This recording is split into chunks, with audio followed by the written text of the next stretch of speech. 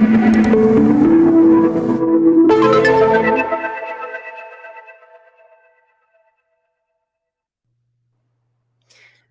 back to a new year of TezTalks Radio with a fresh new look, but your same old host, Marissa True. To kick off this season, I am joined by none other than Artnome and the creator of Club NFT himself, Jason Bailey. So, Jason, how are you today? I'm doing great, Marissa. Thanks for having me. It's an absolute pleasure. I've waited a while to have you on this show, so I'm very happy it's finally worked out. We have a lot to cover in this conversation with regards to your views on the art world, its embrace of emerging technologies. But before that, something I've always wanted to know more about is your origin story of sorts. It's how we typically kick off these shows. So, first, I want to dig into your online persona and blog, Artnome. Can you tell us about how the moniker came about? What does it actually represent and what does it really mean to you? Yeah, sure. So it's funny. When I started Artnome, I was clean shaven and had a crew cut and wore dress shirts most every day. And it's actually so the gnome part of Artnome is like the human genome. But now that I look kind of like a garden gnome, everyone assumes it's Artnome, like Artgnome. But yeah, it was. I've been fascinated by art. It's been a huge part of my identity my whole life, particularly art history. And I guess it's now 6 or 7 years ago, maybe even longer. I was reading a book that talked about the problems with forgery in the art world, and it said something like, I think it's like 15 to 20% of artworks that go to auction or that are in museums are either forged or misattributed. And as someone who's worked in tech, where we have databases for everything, listing everything, giant databases, I thought, well, how is it, we don't have a single database that actually just lists out every major work by every work really by every artist that you could go cross-reference so that you're not worrying about things like, forgery or mislabeling and whatnot. So I had reached out to a bunch of institutions, the Smithsonian and the Getty and, the Harvard's library. And, and I asked, where is this sort of singular database that would have the list of all the works by these artists? And they all came back and said, no such database exists. It's a real problem and it's unfortunate. So after being kind of depressed about that, and realizing that, just how susceptible our sort of shared cultural heritage is to misinformation, I started building out really like a really nerdy story. I started building out a database. I built this sort of scanning device with two cameras and like a remote button that you could hit, built out of like PVC piping. And I got my hands on as many catalog raisonnés as I could, which for folks that don't know, those are sort of the printed volumes that are the authoritative list of complete works by artists. And I built this really big, the world's largest, database of complete works by 20th century artists. So real nerdy stuff. But I realized that data or that information is not going to help anybody out of context sitting on my computer, right?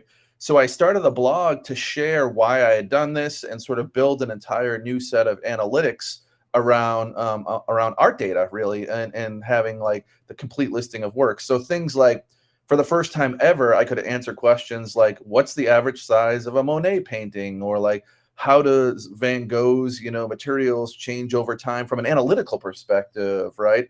So that's really Artnome. The idea was, like the human genome maps out all the genes in humans, Artnome was trying to map out the entire world initially of 20th century art, as a resource, in a new lens for looking at the history of art. But it quickly evolved, and what happened was I was invited to speak at a lot of art conferences as like an art and tech guy. People thought, well, this is sort of unique. Here's a guy building a new form of analytics, and he has this database that nobody has. And as sort of an outsider, when I would go to these conferences and we would have coffee, breaks after, or dinners or things like that, I would talk to folks about my other passion, which is digital art. And again, this is 6 or 7 years ago, and really almost nobody was interested in that I was talking to in digital art, right? Which blew my mind, because I thought, well, for me, this is the most representative and important art of our generation. If we look at what's happened in our generation, everything has turned digital. How we work, how we travel, how we date, how we eat, like, almost nothing's gone untouched.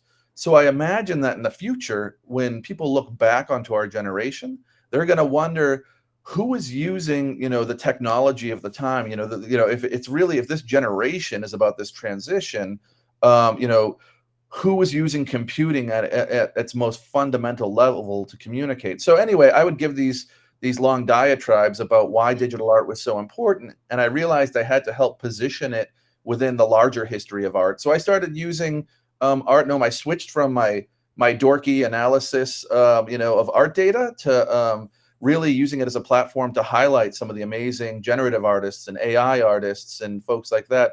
Again, going back sort of 4 or 5 years ago before this recent explosion of interest. And that's really where I started writing about NFTs as well. I think it's so interesting that digital art was not considered kind of an area of interest given how much it's exploded or how much we are surrounded by it today. But I think there's always been this ongoing conversation about the legitimacy of digital art, whether it relates to blockchain based art or just not like off-chain art, as it were. So it's really interesting to hear that 7 years ago there was just this total disinterest in it almost. And it's very clear that you've had your eye on the ways in which technologies impact the art world for a very long time. But what actually attracted you to that intersection specifically as you were building out Artnome as a content site? Yeah, so I always have to be careful because I tend to alienate specialists that have been interested in art and tech for decades, right? So when I say no one was interested, I mean 99.9% of the people I was talking to in a traditional art world. And I think most people know there's a history of digital art not really getting the respect that it deserves.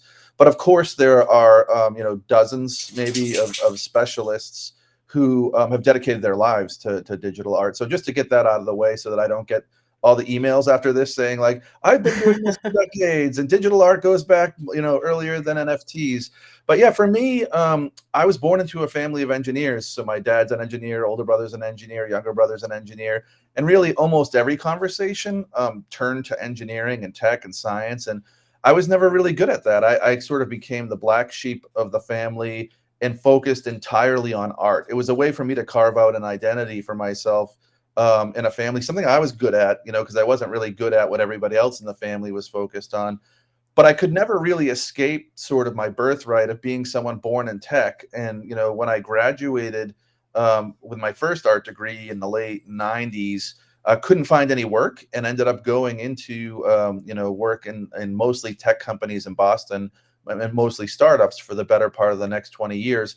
So I'm there every day working with some of the smartest folks. Boston's sort of famous for having MIT and Harvard, and I was lucky enough to work with some of the smartest technical minds in the world daily for 2 decades. But in my head, I'm trying to reconcile my passion for art with sort of this never changing world of being like always surrounded by people that are much, much more, tech savvy than I am. So I went back and got a degree, a master's degree, focused more on digital art and generative art and like, sort of the history of generative arts, history of digital art, and interaction design, things like that from 2007 to 2010. So at Massachusetts College of Art and Design, it was probably a decade and a half, 2 decades ahead of its time. Like all the things that we're talking about now, like this explosive interest in digital art, generative art, AI and art, even things like blockchain, so much of that was in the air back then that I had been writing about it and falling in love with it and fairly passionate about it back then. And as were others, I certainly wasn't the only one interested back then. So when NFTs came around, it was sort of a lot of people I think that are blockchain people sometimes love the blockchain and they have a solution and they're looking for problems to use it to solve. So they've got a hammer and they're looking for nails, right? But I actually wasn't that familiar with blockchain until 2017, and I had a bunch of problems. And my friends that understood blockchain came to me and said, "Hey, you've built this database, this provenance database, because you're so worried about the record being forged and having better records. You've been traveling around the world telling people to pay attention to digital artists and trying to help digital artists find a way to monetize and build a living. um, you know those issues and several of the other issues that you're struggling with, blockchain's a perfect fit. Go check it out, right? So that was when I wrote my first article in late 2017 called "The Blockchain Market is Here," which was, a very, considering the timing, that was a pretty bold statement to make. But it's funny, I go back periodically and revisit the article, and a lot of what I wrote after just a few hours of research has sort of manifested in the last 4 or 5 years. So I take it that was a bit of a eureka moment for you in terms of realizing that there were tools being developed that were almost serendipitously custom fit to what you were trying to do as well. And then, we fast forward slightly and then you created Club NFT. And I think it's described online as a company that seeks to make it easier to discover, protect, and share NFTs. You also off of that have Right Click Save, the online magazine that's talking about all the critical conversations around art on the blockchain. So talk to me about how, Artnome has now evolved into this space and the role that each of these platforms actually have in terms of building the sort of technological infrastructure and also the educational material to keep these conversations progressing. Yeah. So what happened, to pick up from 2017, which I think directly addresses that question. I really didn't know that much about blockchain when I wrote that first article, and I started getting opportunities to kind of be the expert and speak around the world and travel. And I was like, well, I probably need to learn more. So I went to this conference called Rare Art Festival, the very first one in early 2018. And I would argue it's where crypto art was sort of born as a mass movement. So all these individual projects like CryptoPunks and Data NYC and Rare Pepe Wallet had been around in the air, but they were all like in their own groups. In early 2018, they had this meetup, and I think they thought maybe dozens of people would show up, but hundreds did. And that's sort of where the movement was sort of born. And for me, I fell in love with that community. I'm a bit of an introvert, sort of a type B, artsy kind of, nerd and an introvert. But I saw sort of this global, group of people with varying ideas that were highly tolerant of each other in this explorational stage where like nothing had been locked down yet. Like the territory was still ripe to come in and help try to define it and to meet new folks. So I spent a lot of my free time for the first few years collecting, because no one was collecting, and I thought, well, someone has to prove out, or very few people, I should say, I don't want to be too hyperbolic, we're collecting, but someone has to help prove out that like this is viable. Back then, now people kind of take it for granted that people collect NFTs. Back then, everyone was like, wait, you're spending money on JPEGs you can see for free? Like that doesn't make any sense at all. So I was like, well, I have to keep doing this and explaining that this is a way for me to support artists all around the world that's really fairly frictionless and results in these great friendships and relationships, right? So then I started writing about it more, and then I did a podcast called what was it called? Not the Dankness. That's my current podcast. Something similar to that. But my point being, I put a lot of time in individually to try to push this whole space forward.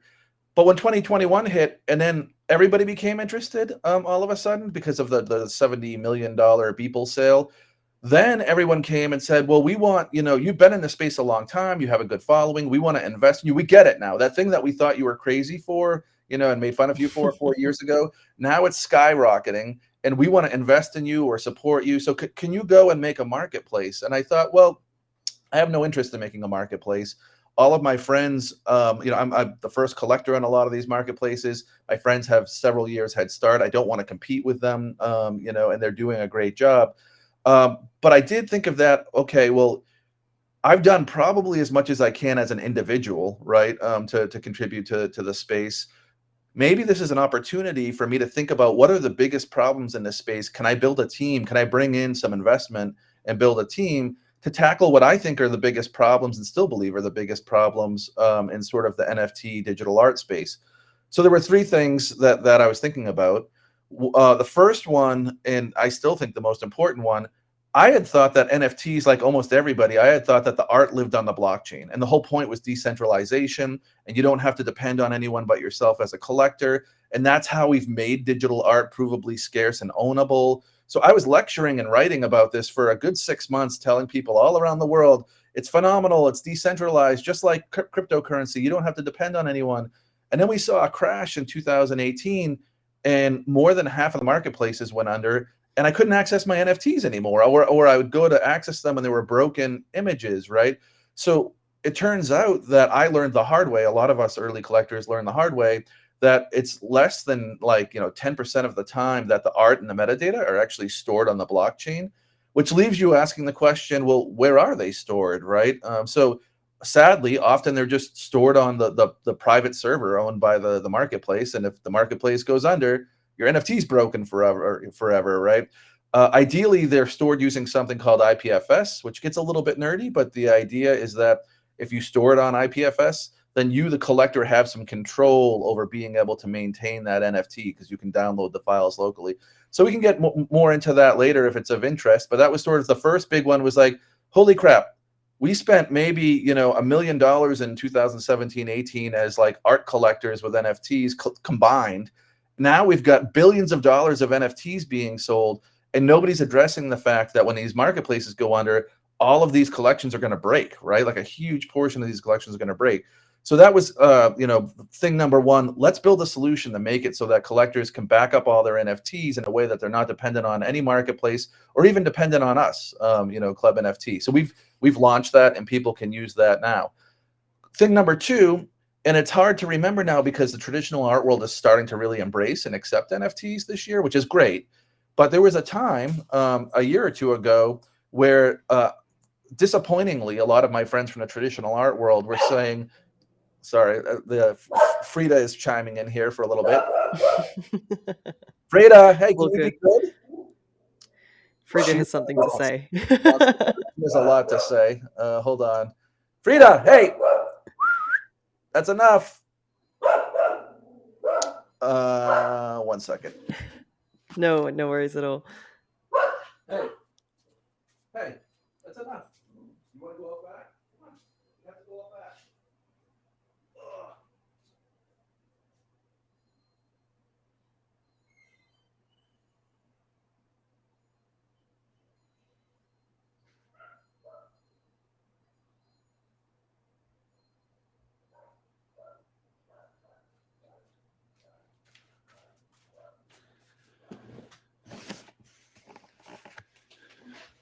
She gets jealous and wants to do the interview, so.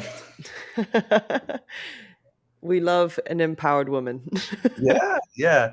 So, sort of disappointingly, my friends from the traditional art world, or some of them, were saying, well, this isn't real art. I've been to OpenSea, or I've looked at, the marketplaces, and these aren't real artists, and this isn't real art.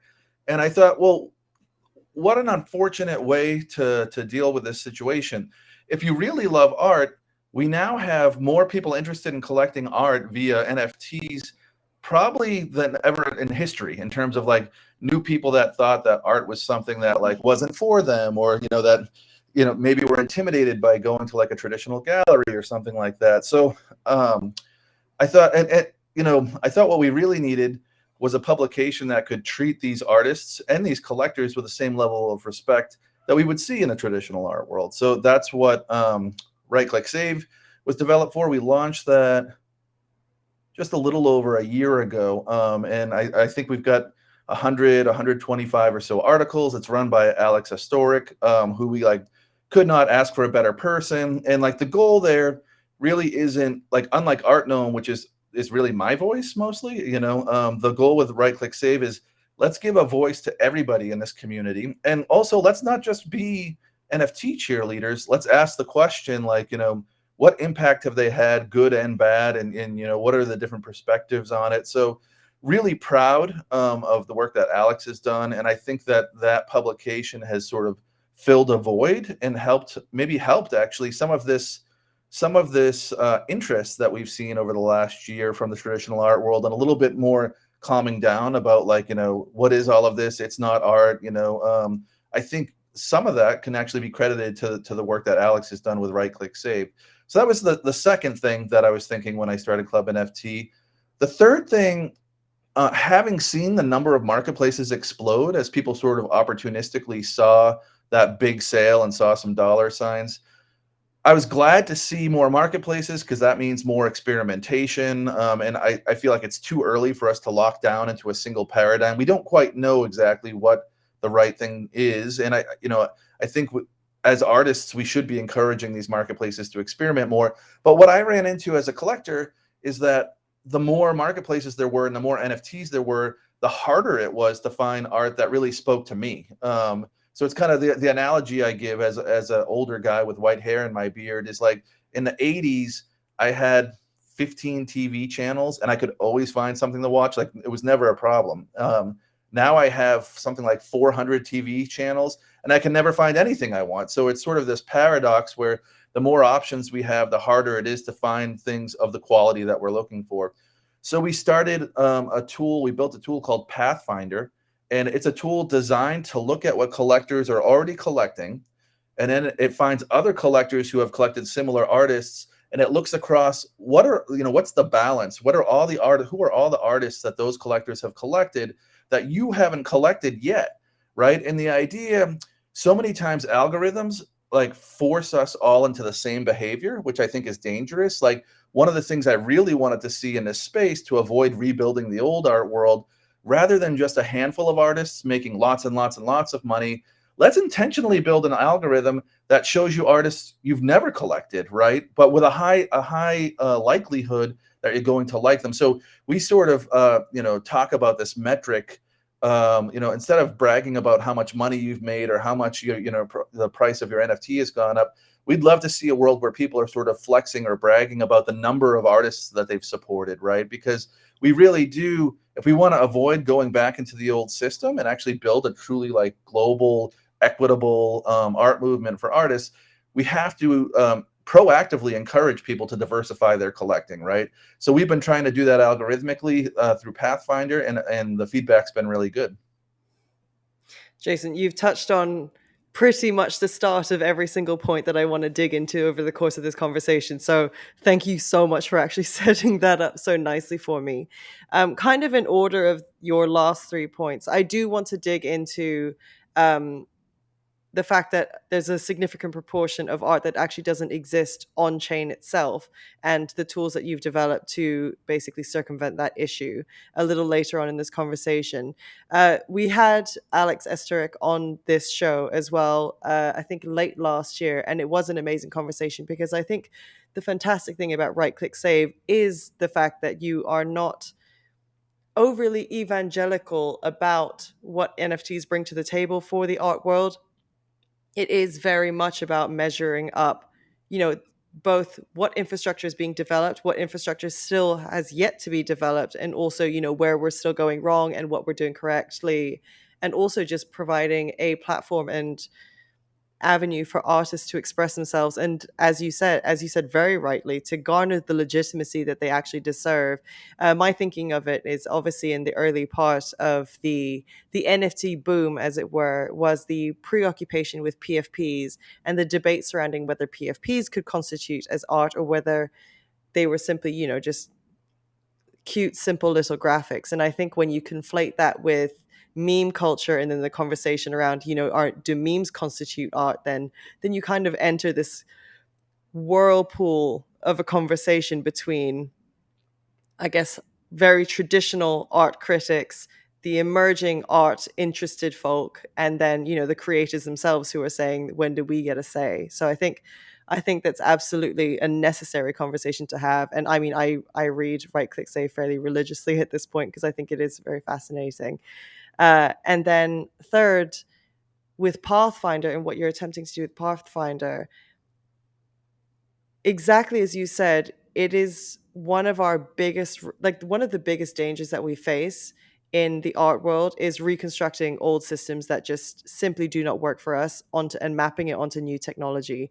And creating a tool that is going to offer exposure to artists that may never see the light of day, especially in terms of their popularity, especially in an art culture that is very much driven by hype, particularly through social media. And sometimes in that we put a spotlight on very few artists, and then we limit the amount of diversity that's actually in the space, or at least recognition of that diversity in the space.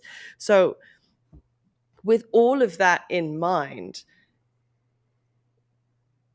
given how popularized NFTs have become in both a positive and negative sense, we saw many saw the collapse of the crypto market as the death of NFTs, and the fading away of a lot of speculative buyers. Others doubled down and kind of saw it as the core purpose of the blockchain. This is just the beginning, drawing in the serious collectors and the creators. But in your mind, how do you actually see the last year, given all of this progress? How do you see 2022? What was it a year of for you? Yeah, I think, the old timers in the space, and there are folks that I look to that have, I mean, I was in 2017, but there are folks that have been sort of exploring blockchain and art since 2014, right? And I think if you look at it, um, there's short-term, medium-term, and long-term volatility in anything associated with crypto. So we've all seen it, hour to hour, day to day. It goes up and down, month to month, year to year. It goes up and down in extreme ways, right? So if you've been in this space, you're sort of used to, periodically, every few years, everyone gets really interested and excited, and it becomes a trend. And then you lose a certain percentage of those people who are just there because it's trendy. Like, for those people, if, like, I don't know, um, juggling, cereal boxes became popular, they would run and go juggle cereal boxes. Like, it doesn't matter what the trend is. So you're going to lose a certain amount of people to the trend. But what's interesting, with every time, every few years, when NFTs or blockchain art, becomes popular, some percentage stick around, right? The ones who are actually fascinated and want to build communities and build tools, or actually participate as artists, or support the artists as collectors, right? So you just come to terms with the fact that there's going to be these hype cycles where, everyone comes in, and as a whole, the space grows. And then those that were here because they'll literally do anything that's popular for a short amount of time. And there's nothing wrong with that. I don't mean to make fun of them, but, like, you see them coming and they're not going to be there very long, and you greet them and you talk to them just like everybody else, and then they move on. But that core group grows every time as well, right? So I think 2022 was exactly that. We shedded sort of a lot of the folks from 2021, and we added a lot, or we retained a lot of people in our core group.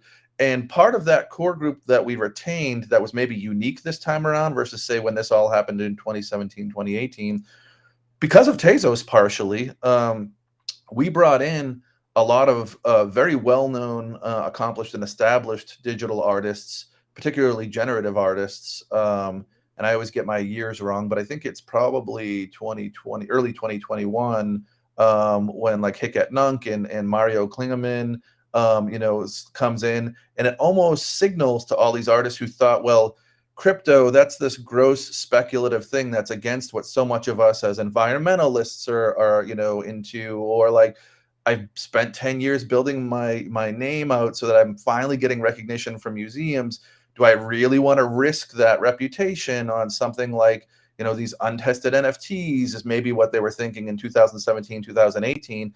But it almost became safer for digital artists to come in early 2021 via Tezos, in a lot of ways, because I think several of the points that they found maybe offensive or challenging, Tezos did a good job of dealing with. So the environment, because they were proof of stake so early on.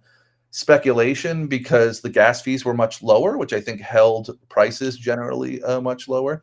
So the type of people that came in 2021, 2022, I think initially 2021, we had some great names, and folks that maybe wouldn't have come in earlier coming in, which attracted and maybe made it more accessible for more traditional art world institutions too, because they're like, I know these, I know Casey Reese, or I know these names, and these are familiar. So there was sort of a bridge there where people could come in, and maybe the hype levels went down enough in 2022 as well, where people felt like they could engage without being trolled and, like, so much noise going on, right? But I'm always defensive of both groups. So I actually think these artists that built, let's call it crypto art, in 2017, 2018, who were willing, actually do care about cryptocurrency and decentralization and believe in the philosophy of the movement, and were maybe some of the first to explore, the potential of the technology and build out around it. Were also arguably some of the most marginalized artists, like, questionable as to whether or not anyone would have called them artists. And I think the coolest thing about the potential for NFTs and the blockchain isn't so much that it's a tool for recognized artists to go one level higher on the ladder. It's that it's an amazing tool for people that had zero audience whatsoever to connect with lots of people and potentially collectors, right? So I still see some of that going on in 2022, but maybe not as much as when everybody was kind of coming in and trying to collect. Does that make sense? Yeah, no, it absolutely does. Because as you said, they were the original, I guess, experimental artists who wanted to use this technology, also kind of believed in the core principles of blockchain and decentralization. And then you have those that sort of saw the momentum that we're building and thought, this is my opportunity to start experimenting in the same arena. And then, as you said, once the perhaps some of the more recognizable names got involved, then the institutions started to pay attention, because suddenly it became this ongoing conversation. But then what was interesting was, and I guess it circles back to what you were saying about when you first created Artnome. Artnome was to create some kind of record of provenance for the traditional art realm. And then suddenly we have this technological tool that does precisely that for new artists who are very much native to the digital space. And those two streams kind of ran in parallel, but they didn't really converge until last year. And Tezos had a significant presence at all of the art Basels. It has a partnership with Serpentine Galleries. The institutions have paid attention to the communities that are coalescing around the Tezos art marketplaces.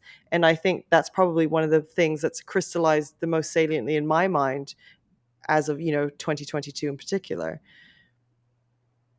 Yeah, I would agree. I think similarly for the artists that came in because of their environmental concerns to Tezos institutions, and I talked to I wrote some of the early articles about museums and NFTs and published some of the early articles by others about museums and NFTs. So I've talked to cultural institutions going back several years now about NFTs, and there was a lot of hesitation. Mhm. It's hard to remember, even though it wasn't that long ago, but there were several months where all the articles were about the environmental costs of NFTs and how horrible these artists were. And I actually know, it sounds dramatic, but I know artists that got death threats because they were making NFTs, and it was like, well, this is, you're destroying the planet. So cultural institutions only a year or two didn't want to touch this with a 10-foot pole, right? But they saw, I think, Tezos as a chain that sort of better reflected their values. So not only were there artists they were more familiar with, but there was sort of this idea that it's more environmental. I will say that I think Tezos, for me, and I love a lot of the folks at Tezos, but that's why I feel obliged to sort of share where I think it should go. The environmental card is sort of gone now, right? There's an Ethereum's merged, right? And I think Mhm. that as its identity, it can't be its core identity moving forward as much, right? And I do think there's a risk of playing up too much almost to cultural institutions, and better known artists, because I think for me the unique thing that Tezos has that the other blockchains don't have, that could keep it really vibrant and thriving, is the affordability, right? So the idea that I can collect every day on Tezos, and I'm not going and looking for artists that everyone else has collected or that have sold for thousands and thousands of dollars. I'm just discovering art I love, sometimes by artists that haven't sold anything, right? And I can afford, most people I think can afford to do that on Tezos. I mean, I tell people you can build sort of a world-class collection of art on Tezos for like $300 or something like that, right? I mean, comparable to what the gas fees are. And Ethan, for my ETH friends, I collect on ETH still too, and I started there. But when I think about the differentiation, I worry a little bit that if Tezos tries to cozy up too much with the traditional art world, it's to sort of get some of that reflective glory, they'll lose the opportunity to really focus on what I think is the big, the big and unique opportunity for Tezos, which is to encourage anybody can afford, or almost anybody can afford to collect on Tezos, certainly more than on other chains. And you really could focus on like, really just incredibly broad number of artists and a broad number of collectors and sort of this style of collecting where you collect daily for less than a cup of coffee and things like that. And sometimes being at things like Art Basel, which is absolutely, productive. And I've been a beneficiary of Tezos being at those, can continue to send, subconsciously this message of like, well, this isn't a thing everyone can participate in. So I'm not exactly Mm. sure how to reconcile the two. I mean, maybe you can do both, but I think I would emphasize more the affordability and less the exclusivity. I think that's probably the most succinct way that I could say it. Hmm. I think it's a bit of a double-edged sword, isn't it? Because you have, on the one hand, this thriving community of artists, and on the other, this pressure to establish some degree of legitimacy beyond that smaller and, I guess, in some senses, a more niche community. So you do see this attempt to sustain both. But then it kind of points to the question of, exactly as you were saying, the NFT use case has coalesced around art in particular, and then it's kind of given NFTs as a technology as this sort of symbolic role as being a vehicle for culture in like a digital age. So in that sense, I guess you kind of do have to involve everyone at every single level, from the from the grassroots communities straight through to the top institutions. But then I do also take your point that there are a lot of limitations or criticisms that can be made of the traditional art world.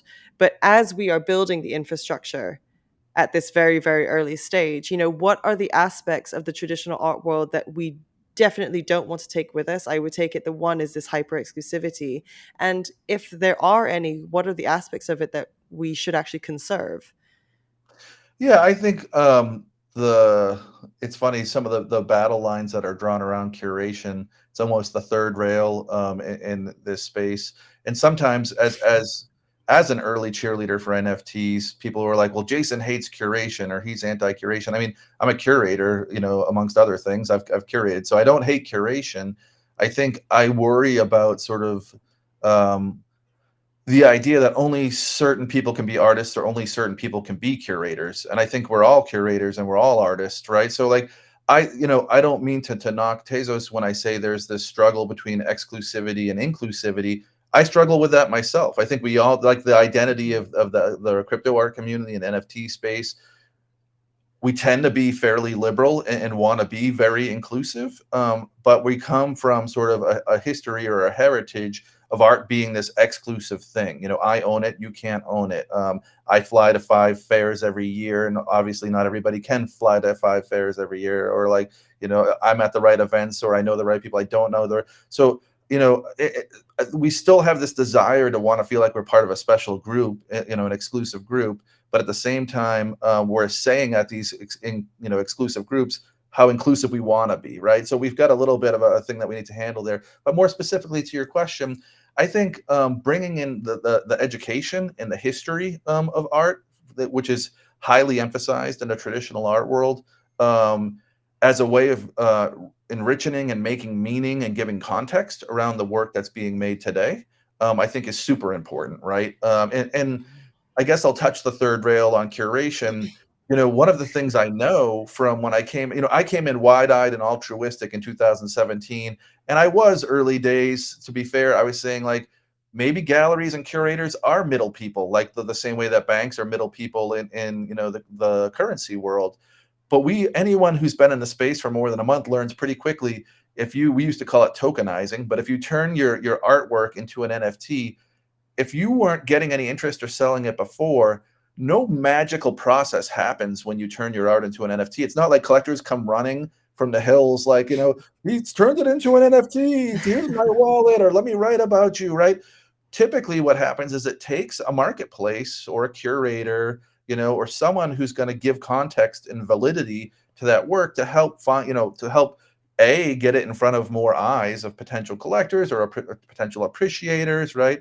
And B, to put some context around it, right? Where it sits in history, right? And I think the traditional art world does a phenomenal job of that. I mean, I have lots of friends in that world, and I've been a beneficiary of that world. But I felt like it's fundamentally flawed in a few ways. The one that I'm fond of saying is, I spent a quarter of my life studying art, got an undergraduate degree, got a graduate degree, know hundreds, if not thousands of art students. And I don't know, pre NFTs, I didn't know one that could work on art full time for a living, as a career, right?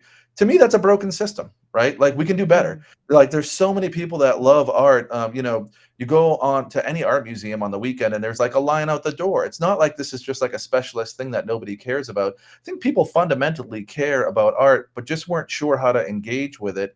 And I think we are slowly but surely increasing the number of people that feel like collecting is an option, or even just being more supportive and engaged with artists as an option. So, yeah, it is that exclusivity inclusivity dichotomy, where how can we make people feel special about their relationship with art without having it to be about no one else getting that same level of access.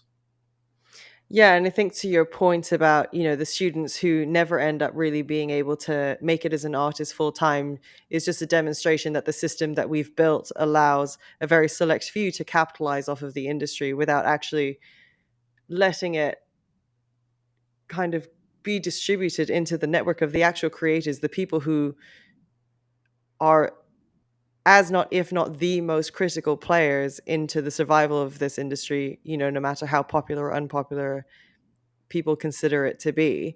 And then to your point about this narrative about the death of the middleman, which I think is something that's pervasive throughout all of crypto and blockchain, because it was sort of one of the core tenets of decentralization and trustless mechanisms, permissionless blockchains.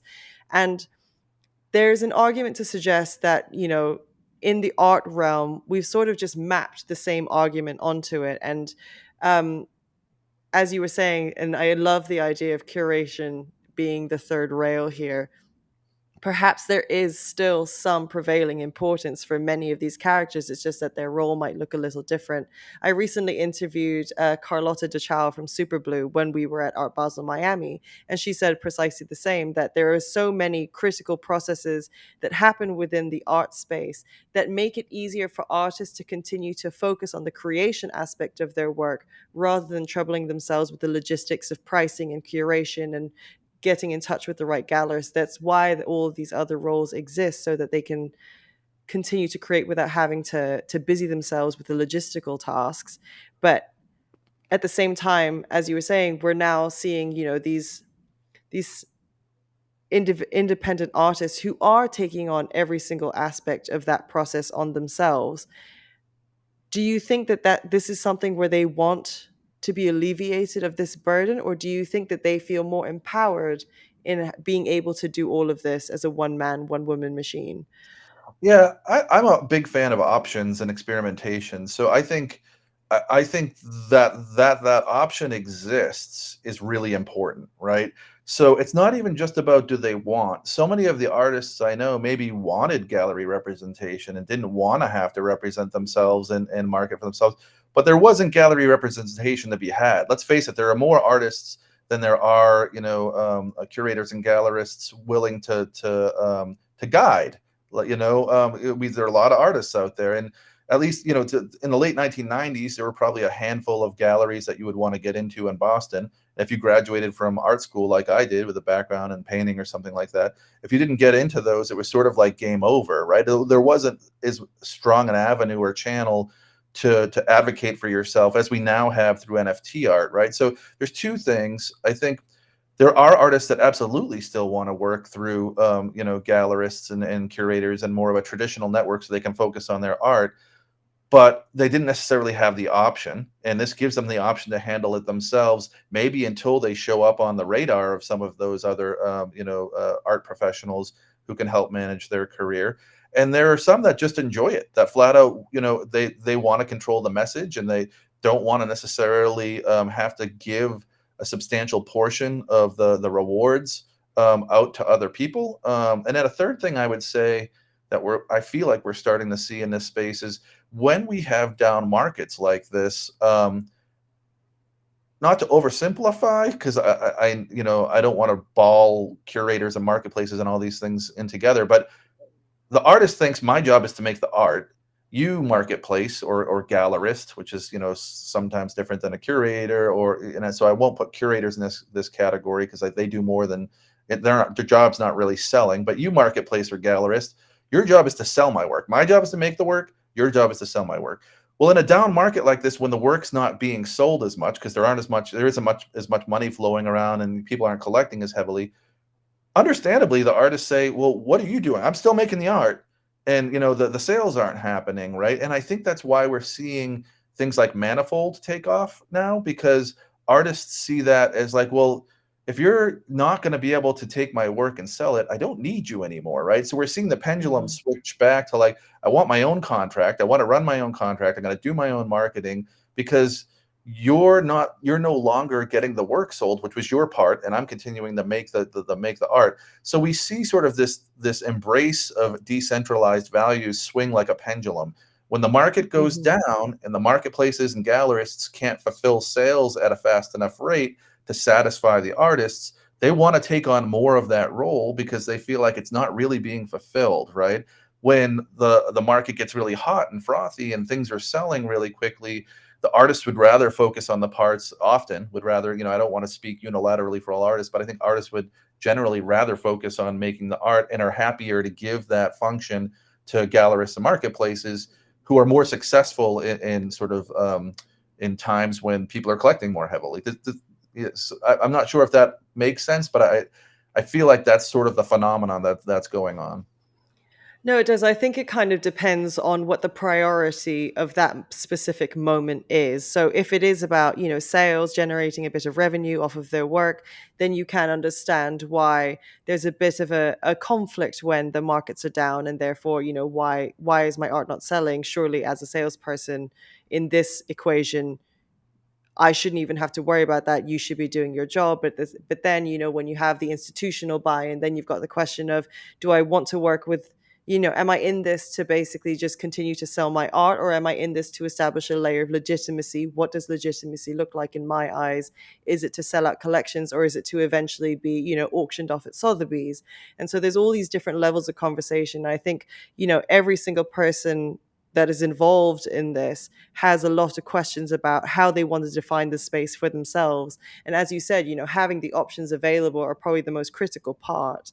Um, and as I kind of segue into this next part of the conversation, you have the onset of new technologies and new tools that are available. So I want to actually take some time to talk about the onset of AI and the explosion of AI tools like ChatGPT. We've got DALI, we've got Midjourney, and it's inflamed this age-old conversation of how technology is going to disrupt the role of the creative once again, whether it's going to threaten jobs and industries, or it's going to replace humans, or is it going to act as an ultimate opportunity? So when you then add this to the equation, what do you think is going through people's minds, or actually closer to home, what's going through your mind? What's your stance on this? Does this pose as an opportunity? Does it pose as a threat to the creative? How are you seeing these tools being used in innovative ways? Yeah, all I can share is my personal take and personal preference on the work that's being made. I wrote a lot, maybe the most, about sort of early GAN art, so AI art, let's call it 4 or 5 years ago, and was really drawn into it. And for me, what was exciting about GAN art was how artists were sort of training models, what material they used to train it, and then how they were breaking the intended use of those models, sort of short-circuiting those models. And sort of exploring the bizarre and interesting, results and aesthetics that kind of fell out of that. I don't see that as much now, right? So we have sort of a second tier level of tool where people are using prompts or writing sentences out that are creating imagery. And for me, the results are of the technology are very impressive, right? It's like, wow, literally anyone, can type in a series of words and you'll get a very like, often, and I don't want to do too broad brush, but sort of something that looks like surreal, like, realistic, but like twisted dream imagery or whatever. And, you can do it, Marissa, and I can do it. And like, I mean, anyone can, my 5-year-old niece can do it. Anyone can type in a sentence and instantly an image pops up.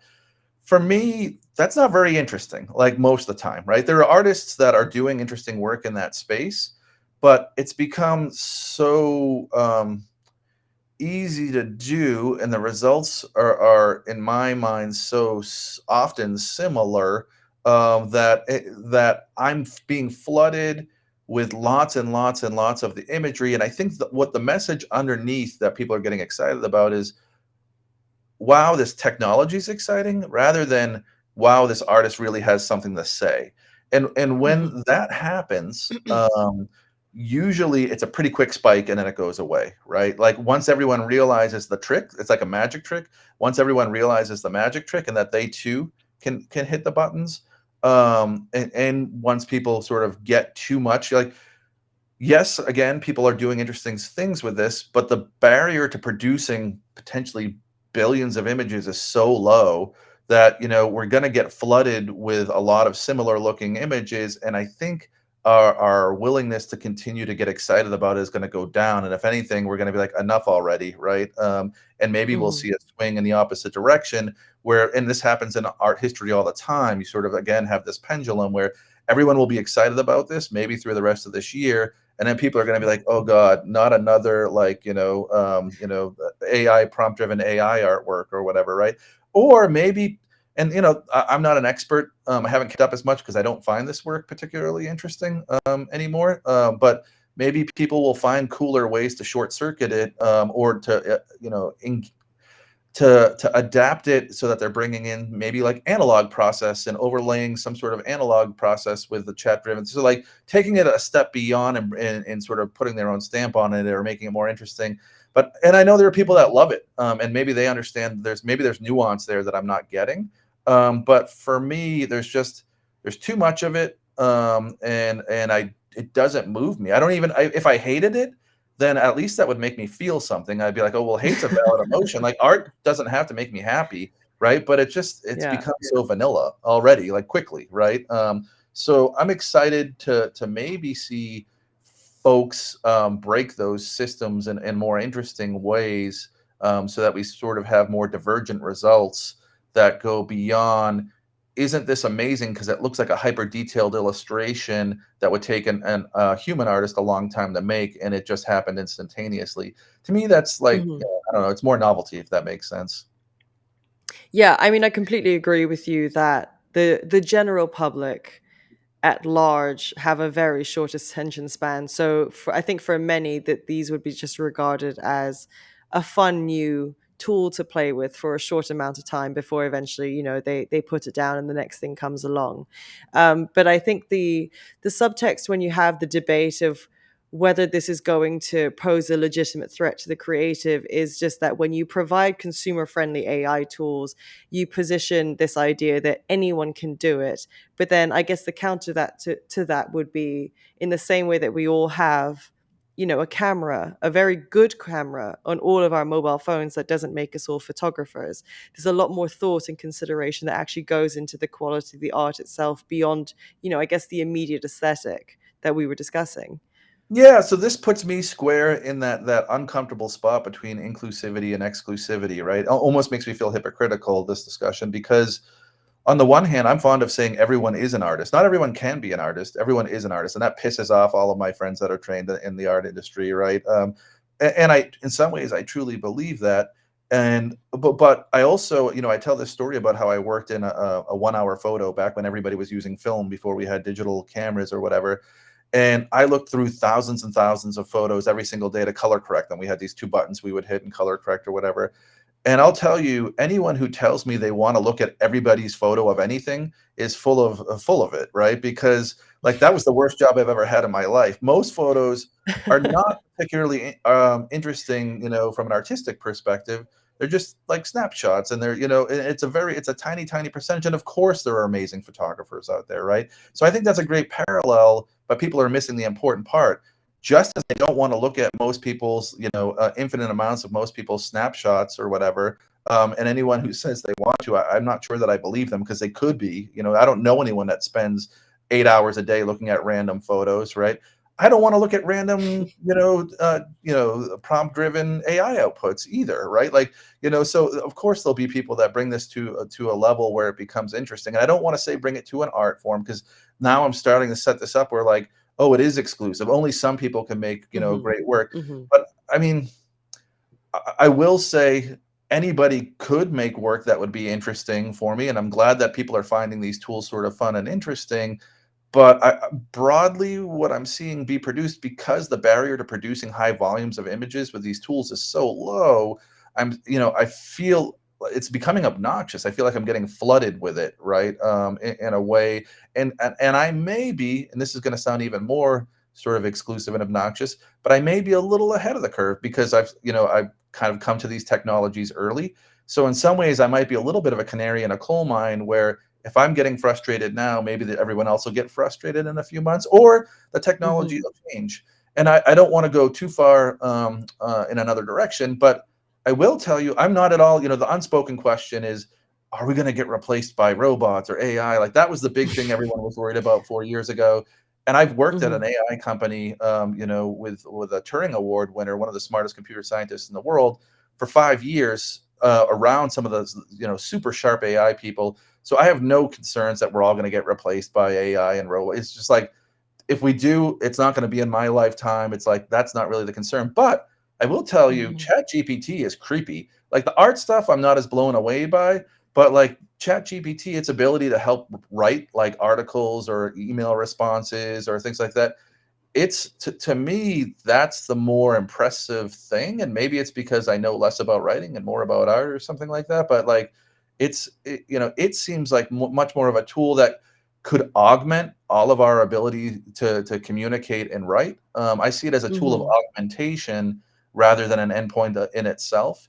And to be fair, maybe on the art side, this current wave of AI tools, visual AI tools, could also be used, or maybe even are being used, more on the augmentation side. But they're just getting, the good examples are getting drowned out, because it's just so easy to produce pretty boring stuff, quite frankly, in enormous numbers. It's interesting because in what you were saying about the visual art space in terms of Dali and Midjourney in particular, and how you are perhaps unimpressed is a strong word, but unenthused, not particularly drawn in by the outputs that are being shown to you. I would say that's actually similar for me with ChatGPT, because by trade I am a writer. And so when I read the prompts, I think, yes, I can see where this is going, and I can understand the merits of AI is continually becoming more and more sophisticated over time, the more data is fed into it. But as an initial output and an initial engagement with ChatGPT, I'm not that sold yet. So I think it's kind of just when you kind of bring in your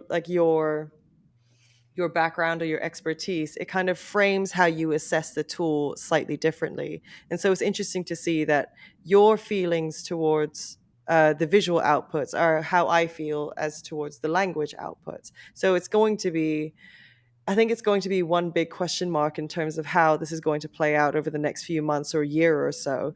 But then going to the idea of, this perpetual debate between the inclusivity and exclusivity, and what qualifies as legitimate quality art, I think perhaps we need to reframe what that dichotomy looks like, because it is one thing to accept that everyone has a creative ability and what they produce they can themselves count as art, but then there is a layer of, we do need to decide when something is of quality and why, and we do need to lean to the experts to be able to provide that guidance.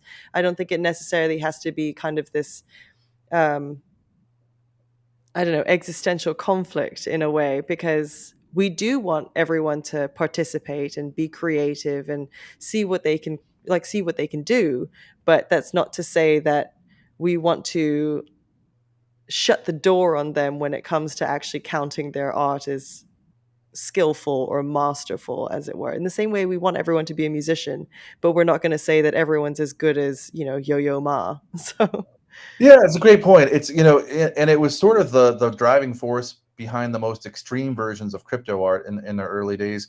They would say we don't want the expert. Like, I don't need someone who has multiple degrees and studied art history to tell me that I can or can't like a given artwork, right?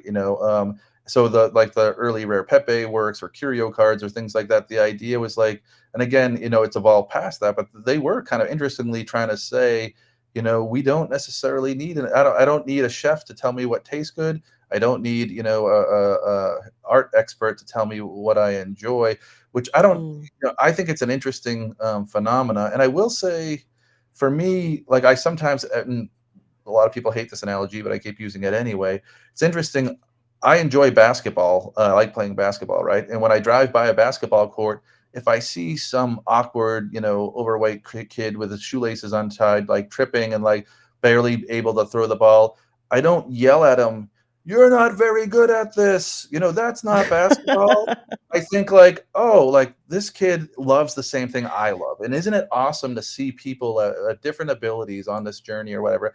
And sometimes I feel like in the art world, or in art, I'll say, like across the board, we feel a need to be overly critical. If we see someone who's early on in their journey of art, and if they're getting a little bit too much attention, we think we have to tell other people like, well, they're not really that good. I don't think they're that, and like we don't do that in these other walks of life. And I think it's because we're worried that people will think we have bad taste or that we don't understand. So I do think one of the things that came in early on with crypto art, and I'm not so sure if it's there in the NFT space, those are two different things for me, was this mhm, idea that we don't have to just celebrate excellence, that like anybody can be expressive, and we should celebrate that expressivity along the way. Now, where the hypocrisy mhm, comes in is like, well, you just said you don't like any of this AI art, and everybody can use that, right? But to me, I don't see that as a lot of the work as being highly expressive. I just haven't. Like, if it were, I would love it, and I wouldn't care how it was made. I don't particularly care mhm, in that case how it's made. Um, but yeah, there is something there, I think, where and I'm guilty of it too, where we all feel the need to be maybe a bit more critical of artists who aren't quite great yet. But like, no one's very few people will point to early Picasso paintings, but very few people are born great. And even if they were born great, why wouldn't we want to celebrate that everyone's on a different stage in their art making process, right? So I think that's another one. And it was interesting, in the early crypto art days, um, again, sort of like the Rare Pepe wallet, the premise was we don't care. It's not up to us to decide whether or not your art is great or not. We have a platform that anyone can participate in, and we're not going to take a cut if there's sales, right? It's again true decentralization rather than having individual. And when I talk about that as a phenomena, some people think, well, is that what you want, Jason? Are you saying that you don't mm, want art experts? Are you an enemy of people that went and studied, and are curators? Like, are you turning your mhm, and that's not what I'm saying. I'm saying I'm describing a thing. I'm not saying I'm for it or against it. I'm glad it existed, and I'm not really sure how much of that is what we need and how much isn't. But I think it was a good thing to explore, and it to me it was an important experiment that helps me try to reconcile again. And I do think it is sort of inclusivity is the best way I can think of trying to describe where the struggle for the identity of art is moving forward. And I think to add another layer to that is when you talk about the removal of the expert out of this, blockchain art equation, then what you essentially do is also open up the opportunity for art to be evaluated against a whole new set of other metrics. And typically, what that looks like, in as far as we've seen like lately, is the pace at which a collection sells out, the secondary sale market, and the value that's attached to that. And it becomes a lot more focused on the amount of money that that artist is able to pull in. And if we Mm. start equating quality of art based on volume of transactions, then again, I think we're looking at a false correlation there, because given how hype driven a lot of this space can be, I think that can also be a bit of a false signal as to the quality of art. So it kind of points back to, well, then maybe we need a more expert opinion to be able to really tell us the difference between what makes art good from something that's just incredibly popular. Right. I mean, by my taste, there's no correlation between what NFT art, crypto art, whatever we want to call it, by what it sells for and what's good. Right. That's why I tend to Hmm. collect. I spend on average probably $20 a work or something like that. I'm not lusting after the works that sell for a lot generally because I don't think the market reflects my interest in the art that I think is interesting. I think a lot of things Hmm. are selling for crazy amounts of money, but that's just me, right? That's my particular interest. But I Hmm. am a little protective in that I like to remind folks that the NFT space in crypto art were far from the first to financialize art. That train left Hmm. a long time ago, so they may have helped perfect it. But this idea that there's sort of this Yeah. pristine, unfinancialized art world somewhere, I think is sort of silly. And it also points to another core tenet of blockchain is about the individual themselves. And when it comes to collecting, it really is simply down to what you prefer. It Right. is well within your power and like spending power and, opinion to just decide what art matters to you and to collect that without having to get bogged down by is this of quality, was this ever going to qualify for a museum one day or a gallery, like is this artist going to make it big, and kind of stripping out the speculative aspect of the investment as it were, and buying art for art's sake are two very different practices. And maybe that's where people need to simplify the conversation for themselves a little bit more and just focus on the basics. And that's what I think Tezos, again, to bring it back, has this amazing opportunity to do. Because it's affordable, and because it's been so inclusive, I think it can really be the antidote to the hyper speculation. And it can show, I'm sort of famous from my mantra is collect art you love by artists you want to see succeed for prices you can afford, with the assumption you'll never be able to resell it and you'll always be happy, right? And I can do Hmm. that on Tezos. And I think when a lot of people switch from sweating bullets because they're dropping money as an investment in art, and they're like, oh, is this going to go up or down? That's a nerve wracking. It's sort of like a gambling experience. And gambling can be fun, but it can also end poorly, right? But Hmm.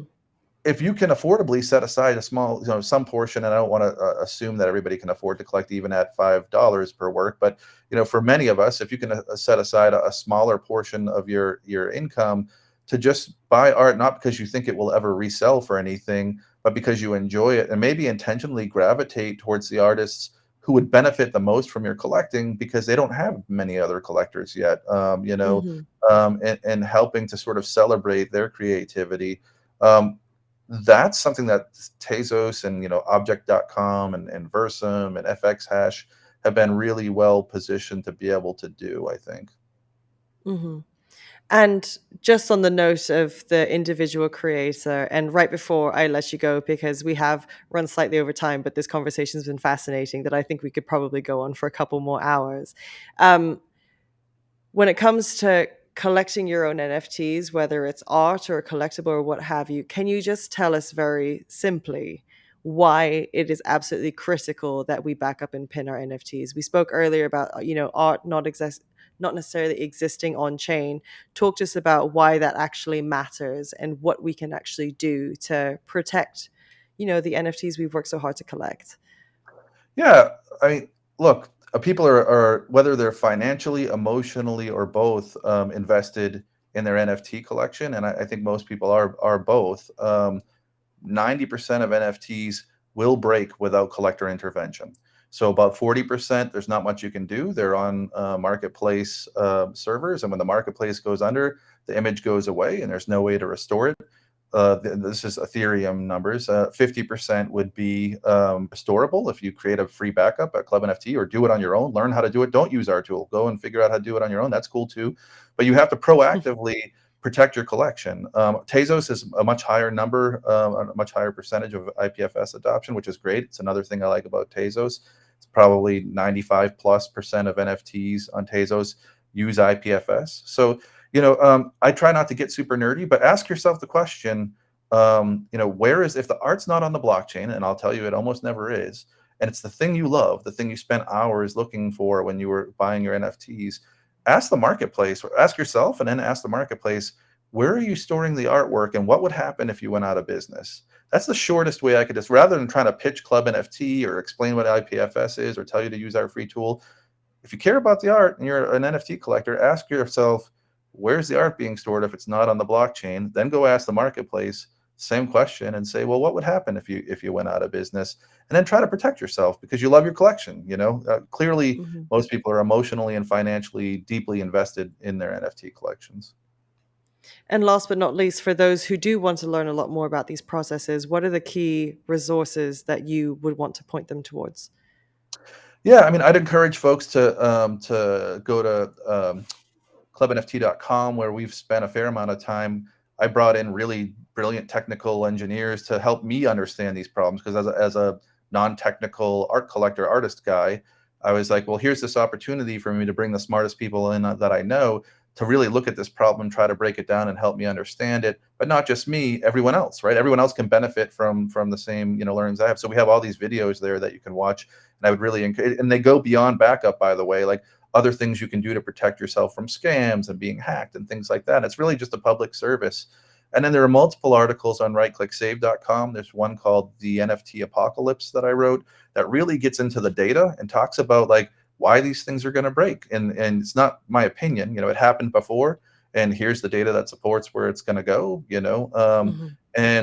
So yeah, I just encourage, and none of this is to scare people away from collecting. I'm a huge collector. I've been collecting for a long time. It's just protect yourself, just like anything else. You have to get your oil changed in your car, or your engine's going to seize, and your investment's going to disappear. Um, Almost all things in life require a little bit of maintenance and understanding, to in order to continue to enjoy them, and becoming a bit aware of how NFTs are constructed and being curious about it, and doing sort of basic maintenance, I think will make people happier in the long run. Jason, this has been an incredibly insightful conversation. I couldn't have asked for anyone better to kick off this season of TezTalks with. So thank you so much again for all of your insights. And I'm sure it's not going to be too long before we have you back on again to discuss more. Thank you so much, Marissa. I really appreciate you having me on as a guest. We'll chat soon. I'll see you later. Bye. Take care.